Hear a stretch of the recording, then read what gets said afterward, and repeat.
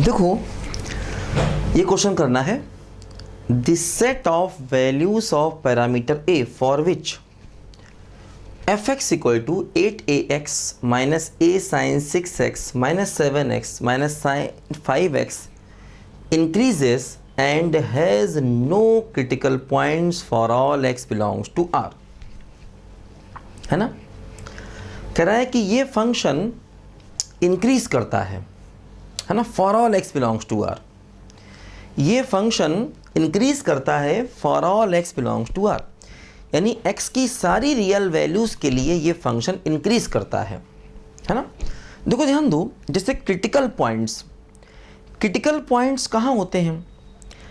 Critical points होते हैं, है ना, इंटरवल के ऐसे पॉइंट्स, मतलब ऐसे पॉइंट जो इंटरवल के अंदर हो, है ना।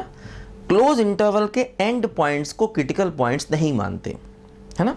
ऐसे पॉइंट जो इंटरवल के अंदर हो, जहाँ पर डिफरेंशिएशन जीरो हो या फंक्शन नॉन डिफरेंशिएबल हो।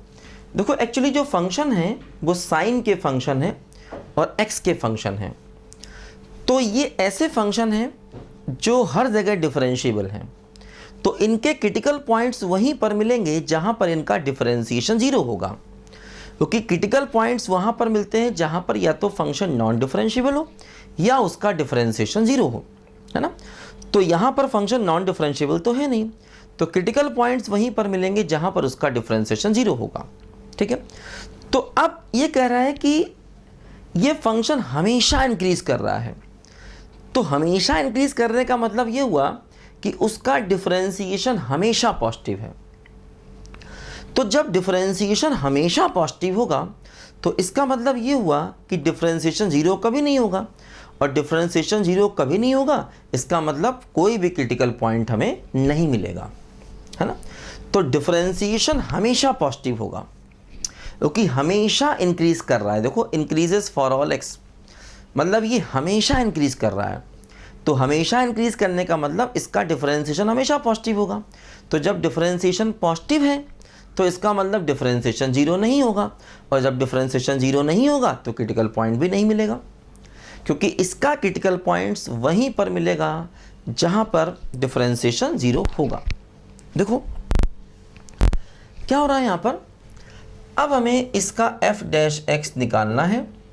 देखो क्या होगा, 8a x हो गया 1a sign 6x cos 6x और into 6 minus 7 minus cos 5x into 5। देखो ऐसा यहाँ पर ये हो गया, ठीक है।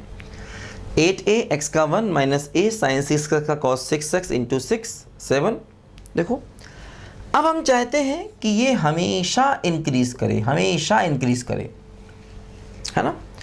देखो ध्यान दो कि अगर ये हमेशा इंक्रीज करेगा और हम चाहते हैं इसका कोई भी क्रिटिकल पॉइंट ना हो, है ना। क्रिटिकल पॉइंट का मतलब जहां पर डिफरेंशिएशन जीरो है, तो हमें f डैश x को ग्रेटर देन जीरो करना है ना। हमें f डैश x को ग्रेटर देन जीरो करना है, ध्यान दो, ठीक है। देखो अब यहां से हमने लिया 8a और देखो ये हो क्या हो गया यहां पर, ध्यान दो ये है, ठीक है। देखो 8a माइनस 6a और cos 6x minus 7 minus 5 cos 5x greater than 0, ध्यान दो, ठीक है। देखो यहां से ये क्या मिल गया, 8a minus 6a cos 6x greater than 7 plus 5 cos 5x। देखो ऐसा मिल गया, ठीक। अब देखो हम ये चाहेंगे कि ये वैल्यू इससे हमेशा ही ज़्यादा हो, हम ये चाहेंगे कि ये वैल्यू इससे हमेशा ज़्यादा हो। तो देखो क्या होगा, ध्यान दो यहां पर, ये वैल्यू इससे हमेशा ज़्यादा हो, हम ऐसा चाहेंगे।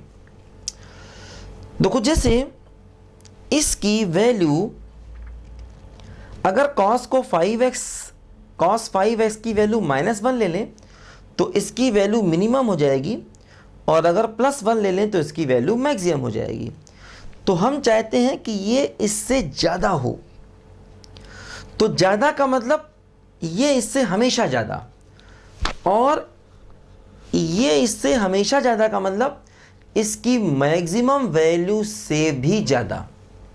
जैसे हम चाहेंगे ये इससे ग्रेटर हो और हमेशा ग्रेटर हो।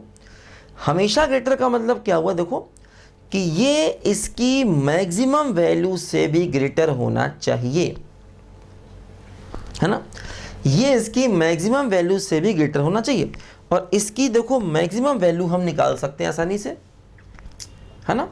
इसकी देखो हम लोग मैक्सिमम वैल्यू निकाल सकते हैं। देखो क्या हुआ, इसकी मैक्सिमम वैल्यू क्या हो जाएगी, 7 + 5, ठीक, क्योंकि इसकी वैल्यू 1 लेंगे तब ये मैक्सिमम होगा, है ना, क्योंकि ये इससे हमेशा ज़्यादा मतलब इसकी मैक्सिमम वैल्यू से भी ज़्यादा। अच्छा, अब देखो ये क्या हुआ, 8a - 6a cos x greater than 12 हो गया, 12, है ना, ये इससे हमेशा ज़्यादा होना चाहिए। अब देखो ध्यान दो, अगर ये 12 के बराबर भी हो गया तब भी इससे ज़्यादा ही होगा हमेशा, है ना, क्योंकि देखो इसकी मैक्सिमम वैल्यू 12 है ना। तो अगर ये इससे ज़्यादा है ना, तो इसका मतलब चलो कोई बात नहीं, ग्रेटर ही रहने दो, इक्वल मत लगाओ, क्योंकि ये इससे ज़्यादा है, क्योंकि वो इक्वल का मतलब 12 के बराबर हो जाएगा, और डिफरेंशिएशन 0 के बराबर आ गया तो क्रिटिकल पॉइंट मिल सकता है, वो लास्ट में देखेंगे, चलो ठीक है, क्योंकि डिफरेंशिएशन 0 के इक्वल हो गया तो क्रिटिकल पॉइंट मिल जाएगा। फिर देखो ध्यान दो, अब ये हमेशा इससे ज़्यादा, देखो ध्यान दो क्या हो रहा है, अब हम चाहेंगे कि ये भी, है ना, देखो ये हमेशा इससे ज़्यादा, तो हम ये चाहेंगे कि ये अगर हमेशा इससे ज़्यादा है तो इसकी मिनिमम वैल्यू भी इससे ज़्यादा होनी चाहिए। देखो बहुत लॉजिकल क्वेश्चन है थोड़ा, और ऐसे क्वेश्चन अभी इंक्रीजिंग डिक्रीजिंग में और भी कहीं आएंगे, है ना, ऐसे क्वेश्चन अभी इंक्रीजिंग डिक्रीजिंग में और भी कभी आएंगे, समझो। देखो जैसे हम चाहते हैं ये इससे ज़्यादा, तो अगर ये इससे ज़्यादा तो हमेशा ज़्यादा कब होगा, जब इसकी बड़ी से बड़ी वैल्यू से भी ज़्यादा हो, और हम चाह रहे हैं ये इससे ज़्यादा, तो हमेशा ज़्यादा कब होगा, जब इसकी मिनिमम वैल्यू भी इससे ज़्यादा हो। और देखो मिनिमम वैल्यू कब मिलेगी, जब इसको 1 ले लें, क्योंकि अगर हमने इसको -1 ले लिया तो ये प्लस हो जाएगा, तो वैल्यू मैक्सिमम हो जाएगी, और हम चाहेंगे इसकी वैल्यू +1 हो, जिससे देखो इसकी मिनिमम वैल्यू क्या हो गई, 8a - 6a और ग्रेटर देन 12। हम चाहेंगे cos 6x 1 हो, है ना, हम ये चाहेंगे कि cos 6x की वैल्यू 1 हो, है ना, ठीक है, क्योंकि हम चाहेंगे इसकी वैल्यू मिनिमम मिले। अगर आपने cos 6 को -1 ले लिया तो ये माइनस माइनस प्लस होके वो क्या हो जाएगा, 8a + 6 से वो मैक्सिमम हो जाएगी, और हम चाह रहे हैं इसकी वैल्यू मिनिमम मिले। तो इसकी वैल्यू मिनिमम कब मिलेगी, जब ये 1 हो, क्योंकि जब ये 1 होगा तो 8a - 6 से अब ये 2a हो गया। अगर ये -1 ले लेंगे तो ये प्लस हो जाएगा 14a, वो मैक्सिमम हो जाएगी, है ना। तो देखो क्या हुआ, यहाँ से ये हो गया 2a ग्रेटर देन 12, तो a ग्रेटर देन 6 आ गया, ध्यान दो। तो a की वैल्यू 6 से ज़्यादा होनी चाहिए। देखो एक बात और ध्यान दो जरा यहाँ पर, जैसे हमने इस cos 5x को यहाँ 1 रखा और cos 6x को यहाँ 1 रखा, तो दोनों एट द सेम टाइम 1 हो सकते हैं, दोनों सेम एंगल पर 1 हो सकते हैं, क्योंकि देखो अगर हम x को 0 रख दें तो cos 0 जिसकी वैल्यू 1, अगर x को 0 रख दें तो फिर cos 0 जिसकी वैल्यू 1।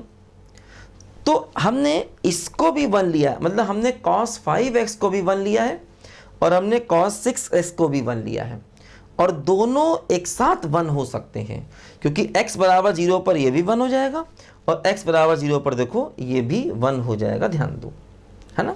तो ये भी ध्यान रखना पड़ेगा। तो क्या हुआ बोलो, 2a ग्रेटर देन 6, तो 2a ग्रेटर देन 12, तो a क्या हो गया बोलो, ग्रेटर देन 6 हो गया, ध्यान दीजिए, है ना। a की वैल्यू क्या हो गई बोलो, ग्रेटर देन 6 हो गई, है ना। तो देखो यहाँ पर ध्यान दो, कि अब यहाँ से हमें ए की रेंज मिल गई, तो ए की देखो रेंज क्या मिल गई, ग्रेटर देन 6। अगर ए ग्रेटर देन 6 हुआ तो ये हमेशा इंक्रीज करेगा, ऑलवेज इंक्रीजेस, है ना, एंड नो क्रिटिकल पॉइंट, और क्रिटिकल पॉइंट भी नहीं होगा, क्योंकि जब कोई फंक्शन हमेशा इंक्रीज करेगा तो इसमें कोई भी क्रिटिकल पॉइंट नहीं होगा। अच्छा, मान लो अगर ये क्रिटिकल पॉइंट की बात ना करते, कहते ऑलवेज इंक्रीजेस, है ना, अगर क्वेश्चन होता ऑलवेज इंक्रीजेस, क्रिटिकल पॉइंट की बात मान लो ये नहीं करते, तो उस केस में ध्यान देना f डैश x को ग्रेटर इक्वल टू 0 लेके चलते और आंसर जो है वो a ग्रेटर इक्वल टू 6 आता। अगर सिर्फ इंक्रीज की बात करते, क्रिटिकल पॉइंट की बात ना करते, देखो वजह क्या होती है, देखो वजह ये होती है, जैसे अगर डिफरेंशिएशन एक या दो पॉइंट पर 0 है तब भी वो इंक्रीजिंग ही होता है। जैसे मान लो अगर हम y बराबर एक्स क्यूब ले लें, इसका ग्राफ बनाएं, देखो y बराबर एक्स क्यूब का ग्राफ ऐसे करके होता है, ये ऐसे होता है। अब देखो जैसे x बराबर 0 है, अगर हम इसका dy dx निकालें तो क्या होगा, देखो 3x स्क्वायर, x बराबर 0 पर देखो dy dx 0 है, ठीक। तो अब इसका मतलब ये नहीं है कि 0 पर ये इंक्रीजिंग नहीं, ये फंक्शन ऑलवेज इंक्रीजिंग है। तो मतलब अगर हम इसका डिफरेंशिएशन देखें तो एक्चुअली इसका डिफरेंशिएशन ग्रेटर इक्वल टू 0 हो गया, मतलब 0 पर डिफरेंशिएशन 0 है, 0 के आगे डिफरेंशिएशन पॉजिटिव है और 0 के पीछे भी डिफरेंशिएशन पॉजिटिव है ना, तो इसका डिफरेंशिएशन ग्रेटर इक्वल टू 0 कहा जाएगा। लेकिन फिर भी ये फंक्शन स्ट्रिक्टली इंक्रीजिंग है, स्ट्रिक्टली इंक्रीजिंग। तो मतलब डिफरेंशिएशन अगर एक या दो पॉइंट्स पर 0 है भी तब भी वो फंक्शन स्ट्रिक्टली इंक्रीजिंग रहता है। मतलब जैसे अगर ऑलवेज इंक्रीजेस कहता तो हम f dash x greater equal to 0 करते, क्योंकि यहाँ पर इक्वल टू 0 का मतलब डिफरेंशिएशन एक या दो पॉइंट्स पर ही 0 होगा। ये बात मैंने आपको शुरू में भी समझाई होगी जब मैंने आपको इंक्रीजिंग डिक्रीजिंग के बारे में बताया होगा, है ना। तो डिफरेंशिएशन एक या दो पॉइंट्स पर अगर 0 है तब भी वो हमेशा इंक्रीजिंग ही रहेगा। हाँ, अगर ये फंक्शन इस प्रकार का हो जाता, देखो ऐसे करके, मान लो ऐसे गया, ऐसे ऐसे, अब देखो इस पूरे गैप में फंक्शन कांस्टेंट हो गया। तो पूरे गैप में फंक्शन कांस्टेंट होने का मतलब कि पूरे गैप में डिफरेंशिएशन 0 हो गया। देखो पूरे गैप में देखो फंक्शन कांस्टेंट है, पूरे गैप में फंक्शन कांस्टेंट होने का मतलब पूरे गैप में डिफरेंशिएशन 0 है। अब इसको इंक्रीजिंग नहीं कह सकते, अब ये स्ट्रिक्टली इंक्रीजिंग नहीं है, अब ये फंक्शन स्ट्रिक्टली इंक्रीजिंग नहीं है, है ना।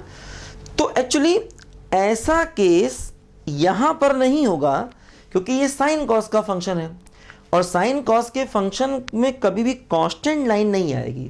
जैसे अगर हम साइन कॉस का ग्राफ बनाएं तो उसमें कभी कांस्टेंट लाइन नहीं आने वाली। जैसे आप क्यूबिक का ग्राफ बनाइए तो क्यूबिक में कभी कांस्टेंट लाइन नहीं आने वाली, है ना, एक या दो पॉइंट्स पर। और ऐसा क्यूबिक में बहुत होता है कि एक या दो पॉइंट्स पर डिफरेंशिएशन 0 हो सकता है, लेकिन उसमें कभी भी ऐसा ग्राफ नहीं बनेगा कि पूरे गैप में लाइन कांस्टेंट हो जाए, है ना। पूरे गैप में लाइन कांस्टेंट होने का मतलब फिर फंक्शन स्ट्रिक्टली इंक्रीजिंग नहीं रह गया। तो अगर कभी ऑलवेज इंक्रीजिंग की बात करेंगे तो ग्रेटर इक्वल टू 0 लेके चलेंगे, ध्यान देना। अब यहाँ पर उसने क्रिटिकल पॉइंट भी कहा है। अब समस्या ये है कि अगर इक्वल टू 0 हो गया तो क्रिटिकल पॉइंट हो जाएगा। जैसे मान लो ये है यहाँ पर, देखो जैसे 0 पर, अब 0 पर डिफरेंशिएशन 0 है तो 0x क्यूब का क्रिटिकल पॉइंट कहा जाएगा, क्योंकि 0 पर डिफरेंशिएशन 0। वो अलग बात है 0 पर मैक्सिमा या मिनिमा नहीं है, वो अलग बात है। 0 पर ना तो मैक्सिमा है और ना ही मिनिमा है, लेकिन 0 को हम क्रिटिकल पॉइंट कहेंगे। तो क्रिटिकल पॉइंट का मतलब वो एक या दो पॉइंट्स हो सकते हैं जहां डिफरेंशिएशन 0 हो।